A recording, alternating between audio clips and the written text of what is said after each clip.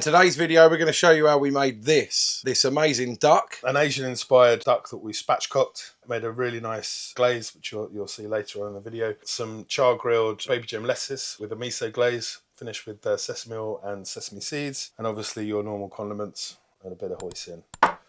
Delicious. You just cannot go wrong. Let's get to it. We dry brine this overnight with this Tubby Tom's rum smoked salt. You can use any salt you want, but we used this. So we've got this beautiful local duck from Kent. Pat that dry.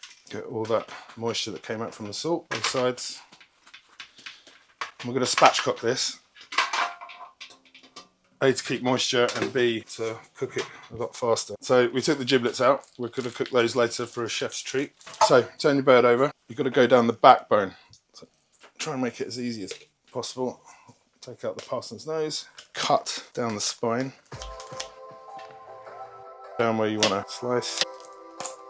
There we go. Okay, that you can use the stock. We've got the neck in there as well. Stock. Cut out some of this fat. Okay, then open up the bird. Push down, that, tuck the wings under. Okay, now we're going to score it. Just lightly. Some of that fat.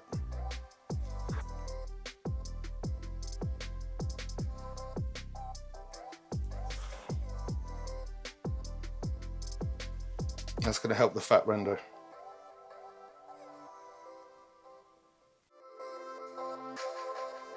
Okay, that's your spatchcock.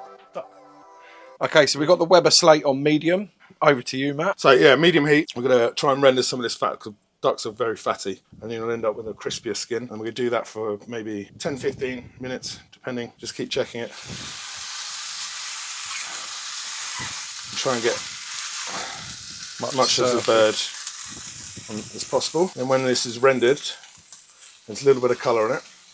We'll stick it onto the barbecue and then we'll start basting. And we'll probably baste every 15-20 minutes. Yeah, we'll keep an eye on it. Okay, just have a little spot check. Have a look. Looking good. Nice colour coming on. Slowly rendering. Looking good. You only have to do one side because we're going to use the coals to cook the other. We're going to press down in certain places so it all gets nice and even. One more look. Look at that, Dunks. Oh, mate, it's good, looking good. Smelling amazing. Nice crisscross section. Nice. We'll leave that for now. And we're going to make the marinade. So we're going to make our basting sauce for the duck. We're going Asian style. So we've got some Chinese 5 spice, which is supplied by the local stores. Yeah, a nice blend. This is something you've really got to add to this. It's a must part of the ingredient. We've got some hoisin sauce. We've got some sesame oil, some reduced salt soy sauce, some mirin, some water. So we'll start off with this Chinese 5 spice. You don't need too much of this, just a teaspoon and a half maybe. Then we go in with the sesame oil, just maybe a tablespoon. Soy sauce, about 2 tablespoons. Hoisin sauce, you probably want about 2 tablespoons. And then the mirin, this is going to bring a bit of sweetness to the marinade as well as the hoisin sauce. So a slug of that. Whisk that up and it's going to be reasonably thick, so we're going to let it down with a bit of water. Not too much, because we want to get rid of those flavours. So we just add a little bit of that. And you have a nice kind of consistency. So it kind of coats the back of the spoon. And that's it, that's our basic marinade, which we'll baste the duck every 15-20 minutes. Got this rocking at 180 degrees Celsius, that's 360-ish degrees Fahrenheit. We've got the heat source this side. We're using Weber briquettes today. We've got a big tray underneath because obviously very fatty meat, this duck, so we just want to eliminate grease fires because you really don't want that, and it helps for cleanup as well. So over to Matt. Okay, so we're taking it off the plancha now. We've got a nice little bit of colour. So we'll just stick that offset there. Carcass side down for now. A small basting now with that sauce we made earlier. Right, it goes into all the cuts. That will caramelise nicely. Don't put too much on at the start. We'll keep checking on it every 10-15 minutes sort of thing. What we want to do is cook it through fairly gently because at the end we're probably going to crank it up to try and get that crispy skin. But at the same time, because that's got a lot of sugar in it, we don't want to burn that. We don't want it to burn. So yeah, it's a bit of a fine line. Let's get her shut. See you in a bit. Okay, so for a side dish, what we're going to do, we've got these lovely baby gem lettuce. It's a dish I used to do in one of my restaurants. I'm going to char grill those later. We'll cut them in half and char grill them so they're like kind of burnt on one side, but you know, not quite burnt. And then we're going to make a glaze, which is honey, miso, soy sauce, dash of water. And then when they're char grilled, glazed, we'll put them back on the barbecue just so the glaze sort of cooks it out a bit. And then we finish with some sesame seeds. A tablespoon of honey. Yep, should do it. 1.5 tablespoons of that. Mix that up. And we've got the miso, 1.5 teaspoons. Splash of water. Whisk that up. We can always add more miso if you need it. I think it might. Tell by the colour. Just the thickness. It'd be easy with a knife. It's about the same again, I think. So that's just on the thickness then, rather than the flavour. Flavour as well, but it's the miso gives it the thickness, and then it will hold to the lettuce. And, but you don't want it too thick, because otherwise it won't go into the lettuce when you cut it. That kind of consistency. Cut your lettuce in half. So these will grill, so they're nice and dark. And then afterwards we'll spoon this over, shut the lid on the barbecue, and that will glaze it up. And then we'll finish it with the sesame seeds. Delicious. It's been in about an hour. For full transparency, it dropped to about 150. We've got it up to 160. We decided, looking at it while we was cooking it, that it was better to go slightly lower anyway, because we don't want to burn. And it's looking pretty good right now. It's getting there. It's getting nice and sticky, that glaze. Yeah, it's starting to tack up. You can see that now. Still go fairly light. Yeah. It's looking good, Dunks. It is looking good.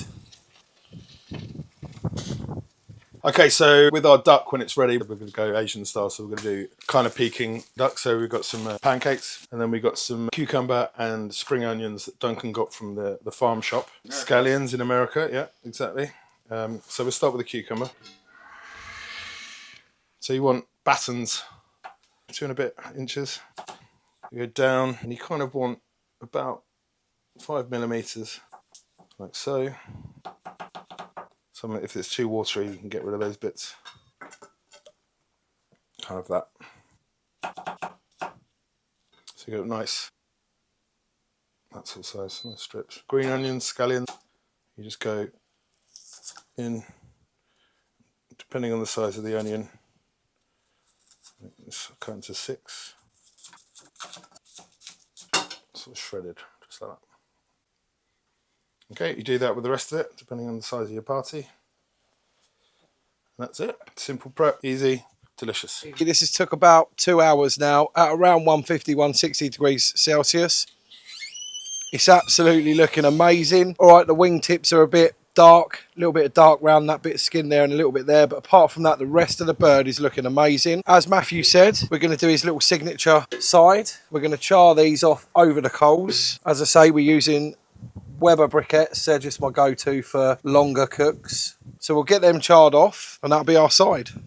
Oh, I cannot wait for this.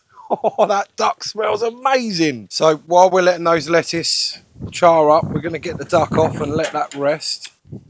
See, the juice is running off it. Oh, yes. Okay, so once we've got a good char on them, like that, you flip them over. So they're still nice and crunchy, just like you've got a nice char on the outside. You just tip that over. It's going to make a bit of smoke, but that's not a bad thing. That goes into all the crevices of the lettuce. We can do this 2 or 3 times depending on how long they take. You don't want to overcook the lettuce because you still want that crunch. Okay, so put that on now. Close the lid for a few minutes. A little bit more. A little bit more.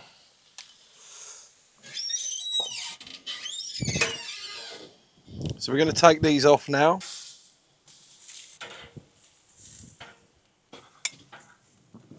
There they are. The sesame seed adds a little bit of flavour and a bit of a garnish. Mm-hmm. Beautiful. That's it. Perfect. Okay, so now duck's cooked and it's been rested for about an hour. Go through the middle. Got it. So we just prep half. Take the leg off. Beautifully moist. Just an easy the wing here. Okay, there's loads of meat on that as well. And we're going to take this breast off. Down. This is actually perfectly cooked, man. So we take the breast off. Get rid of some of the excess fat. Just on the angle.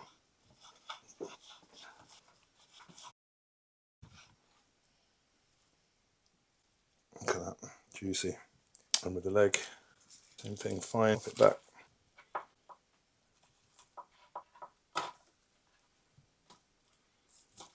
It's looking good.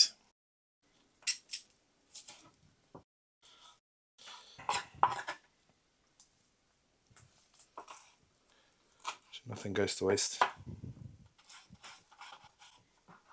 Okay. So breast, leg and wing. Still got that crunch by the looks of it.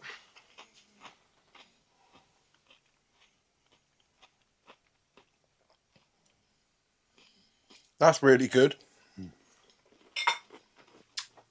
Crunchy, umami. Very much umami. It's amazing how umami that really is. So simple as well. Getting that char on obviously does make a difference, and you do need to do that. Me so impressed. Okay, it's not your classic Peking duck, but on a barbecue in England, South England, British produce, you can't go wrong. Nope. Cannot go wrong. You cannot go wrong. You just cannot go wrong. Well, I don't know how you do it, Dunks, but I always go Just sauce go first. do what you do, mate. Sauce first. Thing is with these, I always overpack them. Yeah. Oh, okay, I don't normally do that. Do you not? No, that's a good idea. You haven't lived in Asia, mate. No, that's probably why.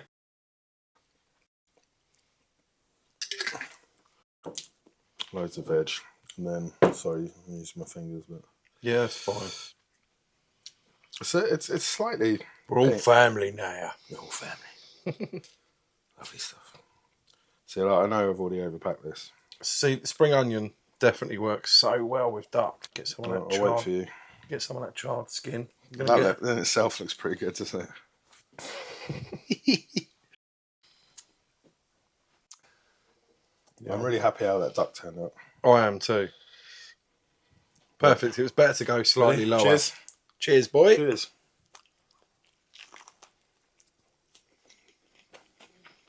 Still moist. It's good, isn't it? I'd go as far to say as it's very decadent. It's pretty good. Wow. Oh, well. I will admit. Well, what can I say?